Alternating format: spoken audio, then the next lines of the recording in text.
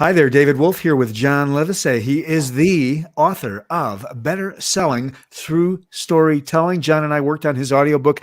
John, about a year or so ago, right? Yes. Something like that. And so first I want to dig into your process as an author, creating the book, the message you wanted to deliver to market. Obviously, this is all about contextualizing storytelling in a sales process. Please, toss it to Yes.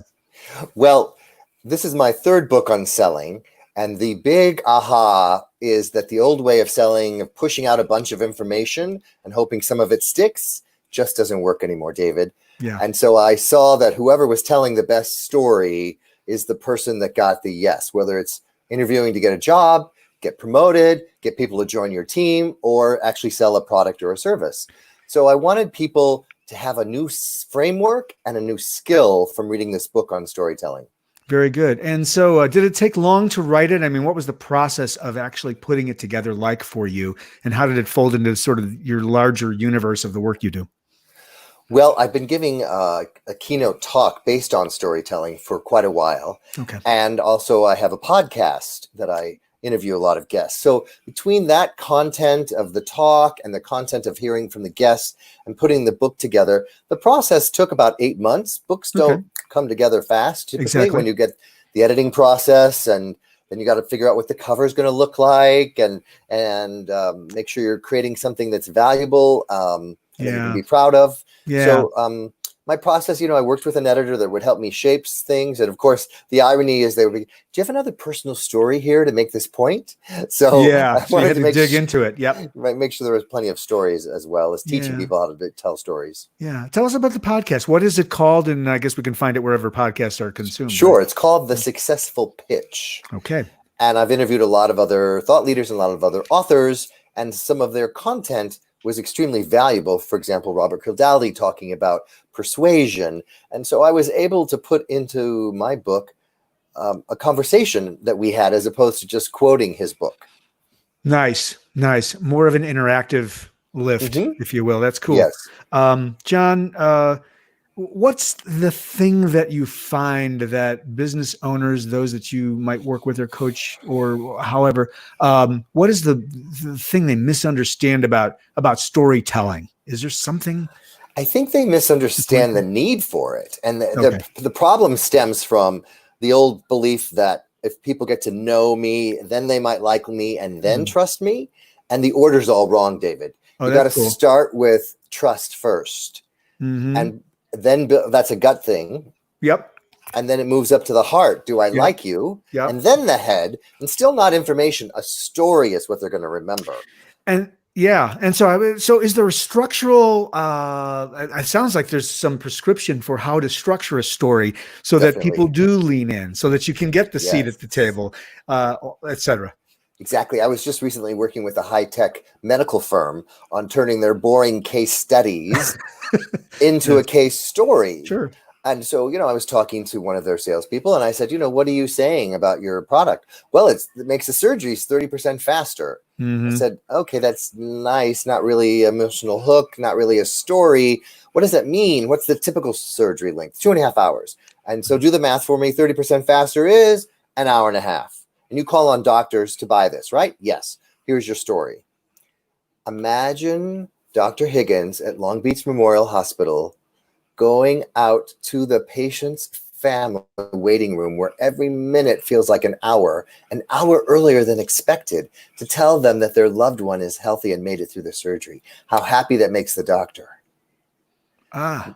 So we took them on a little bit of a journey, and they said, oh my God, that gives me chills. We hadn't even thought of the patient's family as being part of the story. We just talked about the patients and the hospital making more money by faster surgeries. So it just allowed them to really tug at those heartstrings, which causes people to want to open the purse strings. Well, it does sound like a lot of this it ends up being an emotional conversation or an emotional imagery or something that the recipient of the story can really crawl into on it, again, in an emotional way. Not, again, we talk about features and benefits. It's kind of along those lines, right? Where they were thinking about themselves, weren't they? Instead of the emotional effect it had on the recipients of their services. So you said two things that are really key for everybody. One, people buy emotionally and then back it up with logic.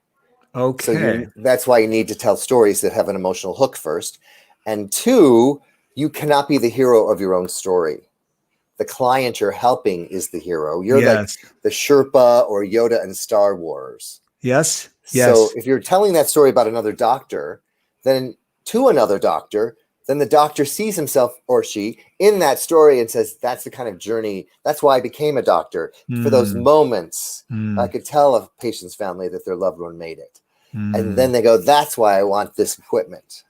Wow, cool. Book cover just so that folks can see it and remember it. Available where all fine books are sold or listened to. Let's talk a little bit. We worked together on your audiobook almost probably close to a year ago, somewhere thereabouts. What was it like reading your own? Was this your first audiobook experience? I know now you're a podcaster. So talk a little bit about your voice brand, the use of your voice and how that has evolved for you. Yeah. Well, thank God I had you as my host / coach / producer, because it was my first time doing an Audible book. And you're so great at saying, ooh, let's take that again. Your energy's a little low here, or you mispronounced that word, or take a pause, take a breath, all those nuances that really make the Audible so successful. And as a speaker, certainly my voice is a big part of my brand. Yes. And also hosting a podcast.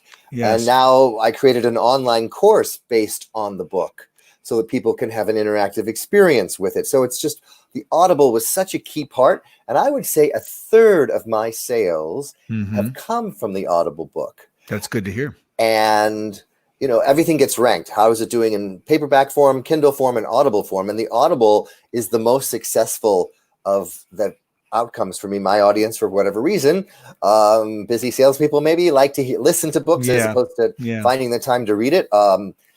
So that part has just been tremendous to be able to say to someone, you know, listen, you know, you can get it on Audible, and people just get so happy. You're narrating it. Oh, even better. I'm in. Well, there's something about that connection. The intimacy of radio carries over to the intimacy of audiobooks, and it's one voice to one listener at a time.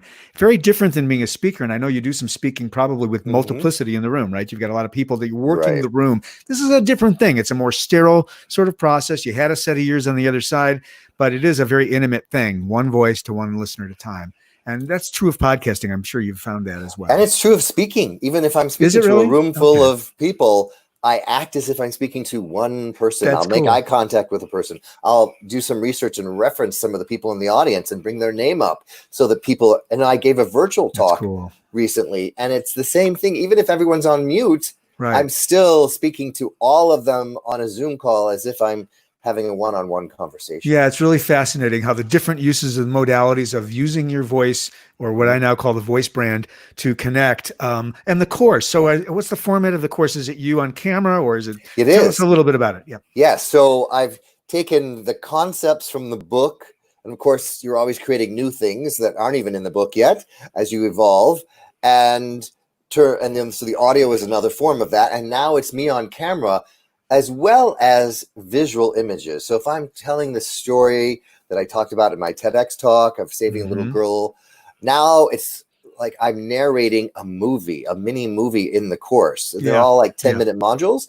So you hear the whistle of the lifeguard, you hear the splash of the dive, and you see the water and then it cuts back to me talking. So the courses are very well produced.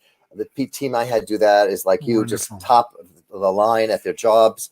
And so then there's a little quiz to take, and after you do the 10 modules, and the whole thing's only about 2.5 hours, and people love that short. I can take 10 minutes, knock out a module, learn something. Either it's reinforcing what I read in the book or reinforcing what I heard you speak about. Companies are embracing it completely as just part of this ongoing virtual way of connecting. That's beautiful. Yeah, you bring it to life in a different way. The way audio brought the pages off, the words off the page to life, the course brings the entire knowledge capital to life. John Livesay, such great work you are doing. Better Selling Through Storytelling is the book, available in audio and in print, of course, and in ebook, of course. And of course, you've got it is the Successful Pitch podcast. Is that correct? Did I get that right? That's correct. And of course, there's the course. What is the course called so folks can look for it? Better Selling Through Storytelling Method. So there if it you go to is. my website, johnlivesay.com/sales, it'll take you right there. And if anybody's listening and they want a free sneak peek of the book, they can text this number 66866 and the word pitch with a P to really enunciate that. You talk to me about an enunciation, and they will be able to get a free PDF that's beautifully designed with some great tips on storytelling. Fabulous, John Livesay. And by the way, you have a natural voice. Before I ever showed up, you were born to do audio. So it was a pleasure to work with you on the project. Kind. Great to be with you today as well. Thanks for joining us on the program, and we'll see you next time. Thanks again.